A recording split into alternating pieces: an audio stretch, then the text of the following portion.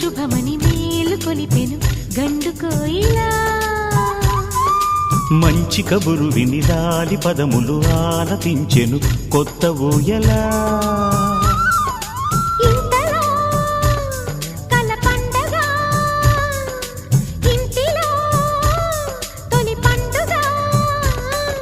సింగారి సీతకు సీమంతమై సరికొత్త ఆశల వసంతమై మనసు మురిసిపోగా.